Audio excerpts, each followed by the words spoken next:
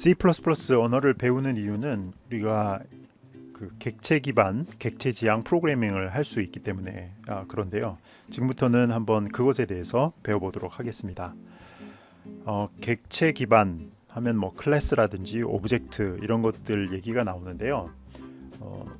아주 쉽게 얘기를 하면 이 구조체 얘기부터 하면 여러분들이 이해할 수 있을 거예요. 특히나 여러분들은 C 언어에서 이런 구조체를 배웠기 때문에 쉽게 이해가 될 겁니다.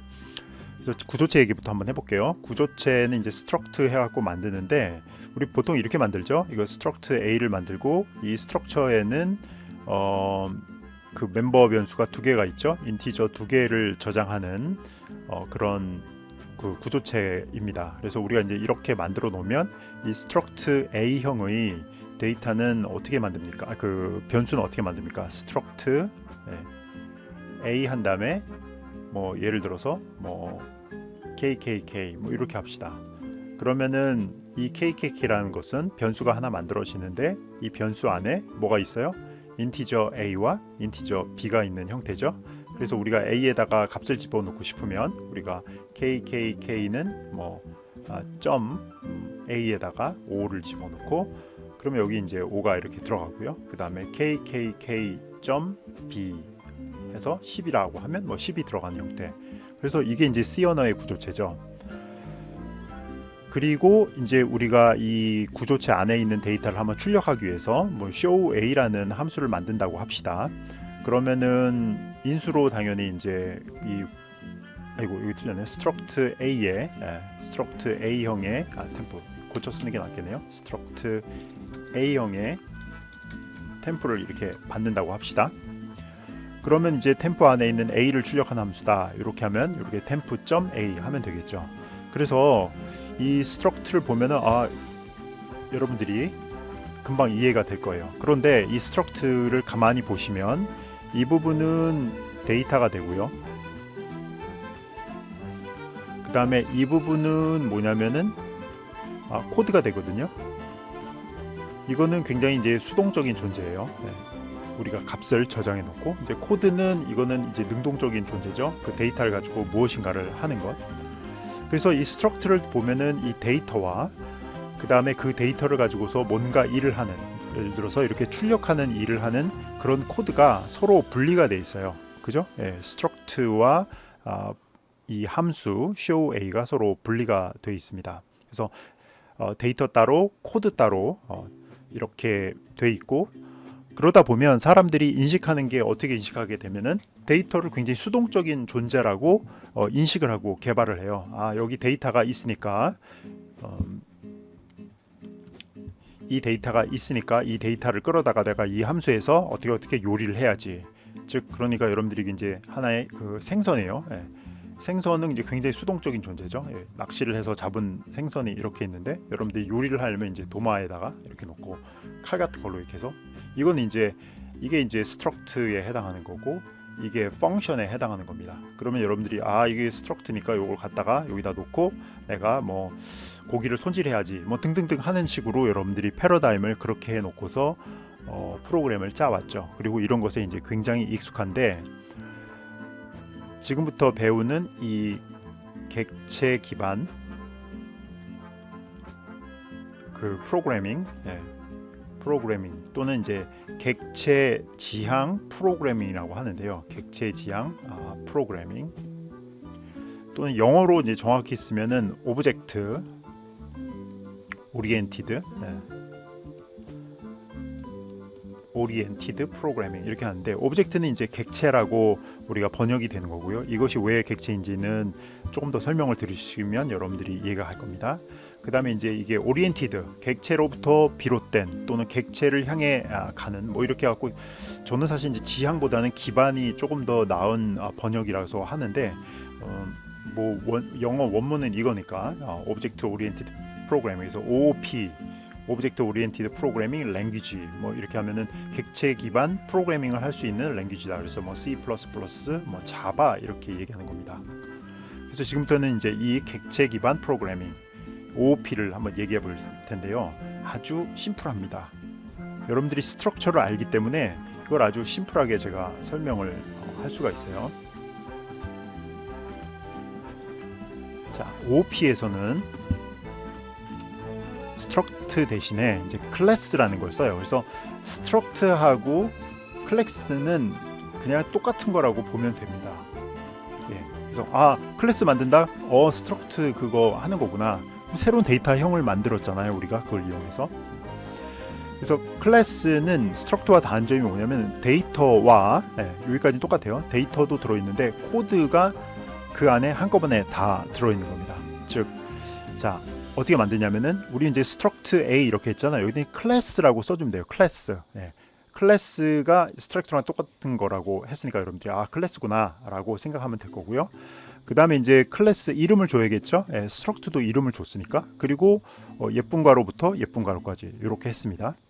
그 다음에 아까 인티저 두 개를 저장했으니까 인티저 AB 여기까지는 struct랑 똑같다고 보시면 돼요. 그런데 잘 보면 이 안에 뭐가 있습니까? 함수가 들어있는 거예요. 함수가. 이 함수는 잘 보세요. 아까 했던 게 showA라는 함수는 거기에 있는 A의 변수값을 보여줬던 거잖아요. 그런데 여기서 하는 걸 보면 cout에서 출력을 하는데 어떻게 합니까? 아까는 어느 struct에 있는 뭐 예를 들어서 뭐 temp라는 struct 변수 안에 있는 A 이렇게 표현을 했잖아요. 이건 이제 struct를 사용하는 것의 예고요. 클래스를 사용하면 자, 자기 안에 코드가 있는 거예요. 그러면 자기 거잖아요. 그러니까 자기 거 그냥 A 이거는 이거야 이렇게 보여주는 겁니다. 그래서 여기까지가 이게 그 객체 기반 프로그래밍 OOP의 굉장히 펀더멘털한 부분을 다 설명한 거예요. 즉 스트럭트에다가 그 스트럭트 내부에 있는 데이터를 다룰 수 있는 코드까지 합쳐놓은 것이 클래스다. 이 말 들으면 뭐 이런 걸 가지고서 뭐 이렇게 대단한 것처럼 해라고 하는데 이게 아주 이렇게 작은 발상의 전환이 굉장히 큰 소프트웨어 개발에 있어서 생산성도 많이 높였고 그 다음에 요즘 나오는 모든 언어들은 다 OOP 개념을 다 지원을 하거든요. 대부분 다 지원을 합니다. 그렇게 되는 이유는 뭐냐면은 데이터와 그것의 처리 방법, 즉 코드가 함수가 하나로 합쳐짐으로써 사람들이 이제 그걸 어떻게 하냐면 이게 능동적인 존재로 인식하고 개발을 하는 거예요. 사실 사람이 사물을 인식할 때는 대부분의 사물들은 다 능동적인 존재예요. 여러분들이 라디오가 있잖아요. 그러니까 라디오 있으면 라디오 틀면은 라디오가 스스로 알아갖고 막 소리 내고 이렇게 하잖아요. 그죠? 우리가 지금까지 짰던 C 프로그래밍의 스트럭트 같은 경우는 어떻게 하냐면은 데이터에 해당하는 게 뭐냐면 라디오를 하면 전파 이런 거 해다가 전파를 갖다가 우리가 이 전파를 가서서 펑션에 넣어가지고 뭐 디모듈레이션 해가지고 뭐뭐 해갖고 소리를 들러낸다 이런 식으로 해가지고 이 재료와 이 데이터와 이 처리 방법을 따로따로 해갖고 이 부분은 우리가 처리해 줘야지 라는 인식을 하고서 개발을 했다면 OOP에서는 이것이 다 합쳐진 거예요. 그러면 여러분들이 보기에 굉장히 우리가 인류가 탄생한 이래 사물을 인식하는 방법과 굉장히 유사한 거예요. 그래서 객체들이 서로 상호간에 소통하고 반응하는 것으로 여러분들이 굉장히 인류는 거기에 능숙하거든요. 거기에 상상하고 개발하기 때문에 훨씬 더 쉽게 발상의 전환을 해서 개발할 수 있다는 겁니다. 그리고 또 하나 좋은 점은 뭐냐면 코드의 재활용성이 좋아져요. 보면 이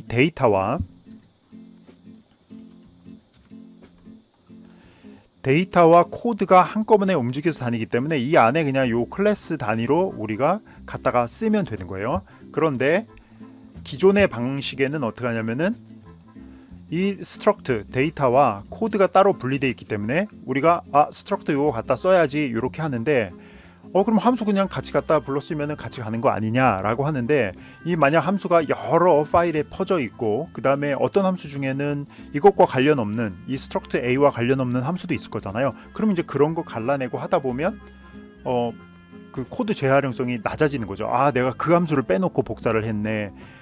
그 다음에 이거 필요 없는 것까지 다 복사를 했네 등등의 뭐 문제가 생기면서 시간이 뭐 지연되고 사람의 생각이 흐트러지고 이런 거죠.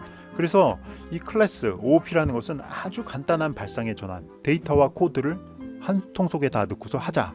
그렇게 되면 얘가 마치 우리가 사물에서 보는 그런 객체처럼 인식이 되겠다라는 게 OOP 프로그래밍의 핵심이고, 여러분들이 지금부터는 OOP 개념을 가지고서 프로그램을 하면 굉장히 쉬워요. 그리고 너무너무 재밌어지는 게 뭐냐면은 제가 C 언어 프로그램 할 때도 함수들을 쫙 만들어 놓고 그거 조합을 했잖아요. 근데 그것보다도 훨씬 더 실감나게 느껴지면서 개발을 할 수가 있습니다.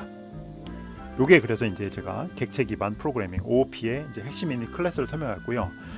그러면 클래스하고 객체하고는 뭐가 다르냐? 클래스와 오브젝트. 그래서 요 이제 오브젝트가 객체고, 이거는 우리나라 말로도 클래스예요. 그럼 이 클래스 기반 프로그래밍 아니냐? 여기 클래스 만들어서 하는데 그 이유를 설명해 드릴게요. 다시 C 언어로 돌아가서 참 여러분들이 C 언어를 알고 있다는 것이 굉장히 이거 메리트입니다. 그죠? C 언어를 알기 때문에 여러분들이 C++ 쉽게 공부할 수 있는 거예요. 초반부터 이 C++ 배웠으면 여러분들 아마 많이 힘들었을 겁니다. 자, struct에서 봅시다. 여러분들이 struct에서 A라는 걸 만들고 그 다음에 int A를 하고 int B를 해서 우리가 structure 데이터 타입을 만들었죠. 이것은 뭐냐면은 이게 뭡니까? 데이터 타입입니다. 데이터 타입으로서의 이거고, 우리가 이제 실제로 이 structure형의 그 데이터 변수를 쓰려면 어떻게 돼요?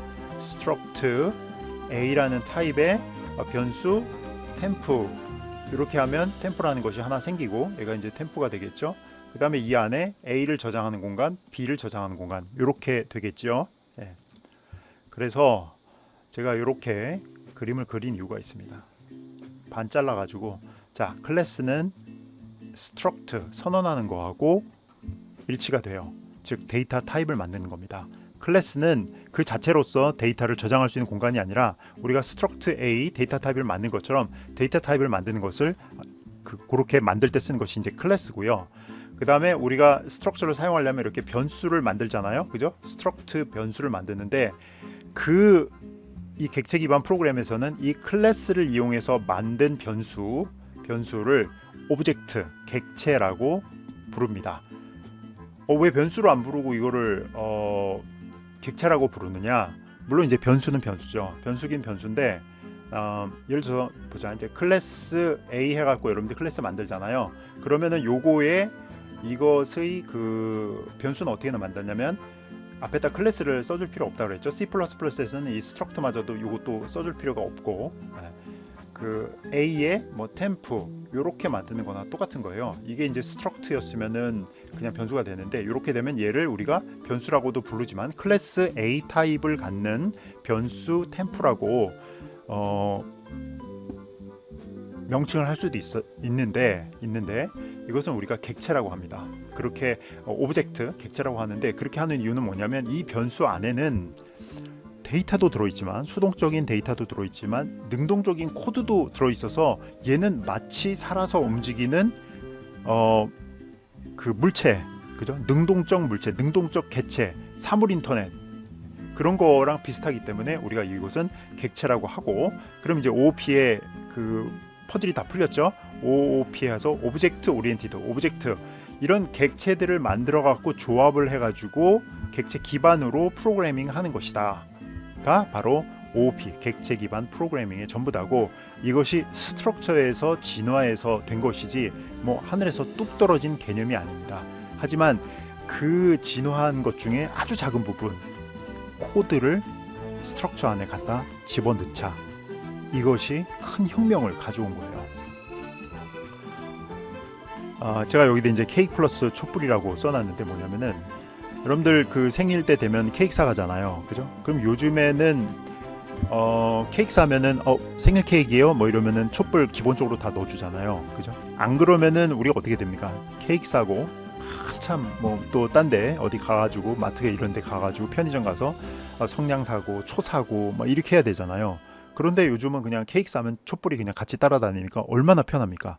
그죠? 이게 이제 오브젝트 오리엔티드 프로그래밍 하는 것에서 오는 장점이자 편안함이죠. 이것 때문에 이제 코드 제한성이 높아진 거죠. 그래서 제가 비유로 이렇게 설명했습니다. 데이터와 코드가 함께 다니니까 사람들이 이게 한 묶음으로 다니니까 얼마나 편해요, 그죠? 네. 그래서 여러분들도 이제 물건 같은 거 이렇게 보면은 그 뭐 일체형 뭐 이런 거 있잖아요. 일체형 이러면은 따로따로 들고 다니는 게 아니라 그 안에 다 들어있는 거죠. 그러면 굉장히 편리하게 활용이 되는 거죠. 특히 이제 캠핑용품 같은 게 일체형이 많잖아요. 도마 안에 칼이 다 들어있잖아요. 네, 그런 형식, 도마 안에 칼 들어있고 케이크 안에 촛불 들어있고 그것이 바로 OOP 프로그램의 핵심이다.